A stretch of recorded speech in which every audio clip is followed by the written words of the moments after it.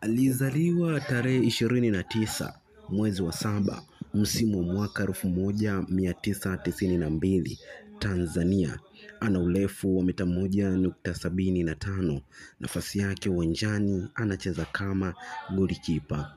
Golikipa huyu alishawahi kucheza vilabu mbalimbali vya hapa nyumbani Tanzania kama vile Kagera Sugar, Young Africans, Mtibwa Sugar na vilabu vingine. Je, unamjua golikipa huyu ni nani? Basi usijali, fuatana nami kuanzia mwanzo mpaka tamati ili kumjua kiundani zaidi. Ni miongoni mwa magolikipa wanaefanya vizuri na walishawahi kufanya vizuri katika klabu ya Young Africans, mpaka wengi walijua kwamba huyu atakuja kuwa ni golikipa tishio kabisa hapa nchini Tanzania. Je, unamjua ni nani? Basi usijali, fuatana nami kuanzia mwanzo mpaka tamati.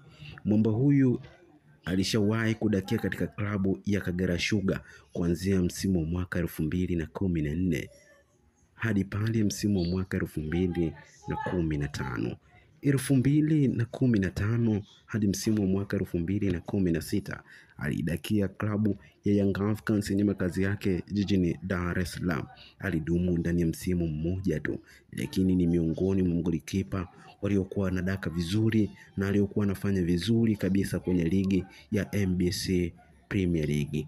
Msimu mwaka 2017 hadi msimu mwaka 2019 alijiunga na klabu ya Mtibwa Sugar yenye makazi yake huko mkoani Morogoro alikozaliwa Sheza Ramadhani Kichuya, Kibwana Shomali na wengine wengi kabisa. Ni miongoni mwa timu inayofanya vizuri katika ligi kuu ya NBC Premier League.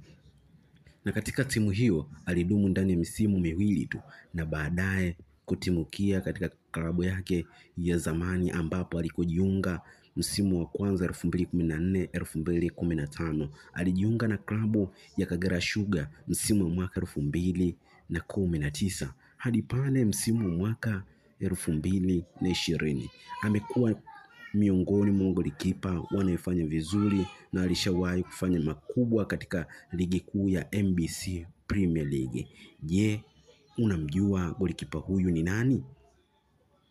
Na huyu si mwingine ni Benedicto Tinoko.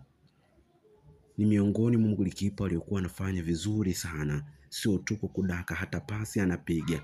Wengi walimkatia tamaa, lakini mwamba huyu ameendelea kuonesha uimara wake kwa kukaa golini. Kila lenye mwanzo alikosi kuwa na mwisho. Langu jina ni Razak Mkuruma. Hii ni Simulizi Dhahiri TV. Usisahau kulike, kushare, kucomment na kusubscribe ili kuwa wa kwanza kujipatia nyakala mbalimbali za wachezaji, lakini pia na vilabu mbalimbali.